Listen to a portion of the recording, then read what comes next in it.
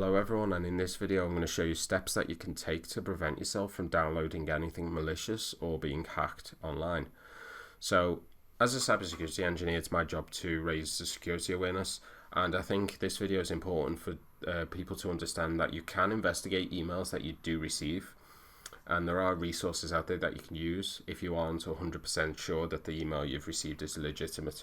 So as you can see on screen here, there's a genuine phishing email attempt that was sent to me about 8 days ago, and it's quite obviously a phishing email, but for this video and this example, I'll just use this one. It's quite a basic one and we can investigate it a little bit further.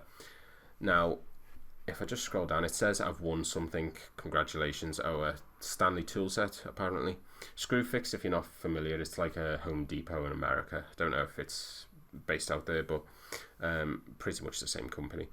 And it says confirm now, so instantly you'll know that's a hyperlink. So if I hover over it, you'll see it appear in the bottom left. So I can read it from there just doing that. So it's a storage.googleapis.com, and if I right click and copy link address, we can actually submit this to VirusTotal for analysis. So if I go to, well, you can also analyze files, but we'll get onto that in a second. So click on URL and then just paste it in here. And you can see it says 6 out of 90 have reported it as phishing. Now, one thing I would say to bear in mind with this is the last analysis date in the top right up here, because I've only received this email about 8 days ago, so that means the threat actor was pretty much active, is pretty much active still.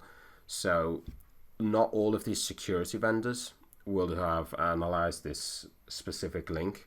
So just bear that in mind, like the time between you actually receiving the phishing email or the suspicious email and you analyzing it. So this is why I'd always start with VirusTotal first, but the second thing I'd do, you'll see why that's just as important in a second. So you can also do this with files like I just mentioned. So if there is an attachment, don't be too worried about downloading attachments that are on suspicious emails, but just be more cautious about actually clicking on it, because the next thing I'm going to show you is where we'll be actually able to click on it and see what happens. So Microsoft have this feature within Windows that is called Sandbox, and the Sandbox is basically a virtual machine that you can play around in, and it does not affect the host machine. And the way to turn it on is if you go to the start menu and you go to search and then turn Windows features on or off. Sorry, it's just gone off the screen, but it's called turn Windows features on or off. So it looks like this. And what you can do is you can find Windows Sandbox. So if you scroll down, you should see Windows Sandbox here. I've obviously got it enabled. You just click on the tick box and then click OK. And then you should have it in the search bar. So if I type Windows Sandbox, you'll see it there, and I can click and open it. And basically, like I said, this is a virtual machine, so it's another operating system inside of your operating system, and it's mainly used for like development things and making sure that you don't affect the host machine's system, so your actual computer's system. So anything you open in this will not affect your genuine PC. So you could open 100 million viruses in this on top of WannaCry and BitLocker, and nothing will happen to your host machine. And this is a very, very useful tool. You can also just open a virtual machine through VirtualBox, but most people will probably just prefer to use the Windows Sandbox for this. And what we can do in here is we can actually, sorry about the screen, I'll just minimize this a little bit. So what we can do here is, if I copy this link again, make sure I've copied this link, and I'll open it in the Sandbox. So if I copy and paste this here, and I'll actually go to it and see what happens.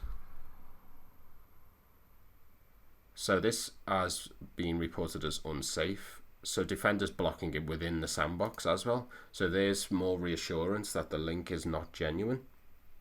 But you can also continue to the site. Now I'm going to do a little bit of investigation as it's my job. So I'll continue to the unsafe site and see what it does. I don't even think it's letting me because it's completely unsafe. Oh, there we go. So this is what it looks like.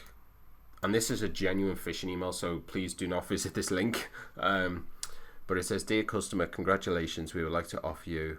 Click OK to begin. So you can see some fake Facebook comments trying to convince people it's genuine. I want it. Let's see what it asks for. No. So it's asking me a bunch of questions. I don't see what the point of this is, but I'm guessing it will ask for all my personal information plus address and national insurance number and God knows what else. But we'll go to the end. Congratulations. Oh, IP address check. Products available in stock. So there we go. We've won this for £0. 104 people are viewing apparently. Pay only for shipping. So there it is. So it's actually more than a phishing email, I'd say, because phishing emails generally go after your information, so your login and password. But this actually wants you to pay for shipping. So if I click claim now, continue.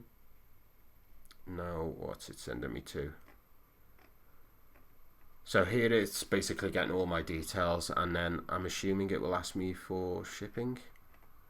But I think I've seen enough of this website to know it's completely fake anyway, but you get the general idea of investigation. Now, I could probably punish this website.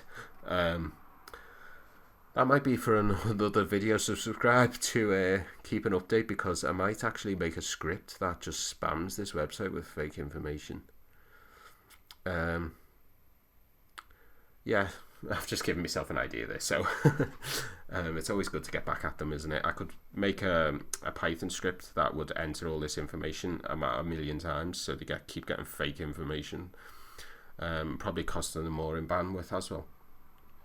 But that's the general idea of this sandbox, so I actually opened the link without actually worrying about it.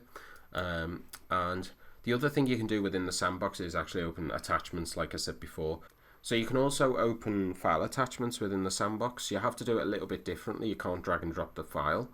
And for this video, I haven't actually got a genuine phishing email with an attachment.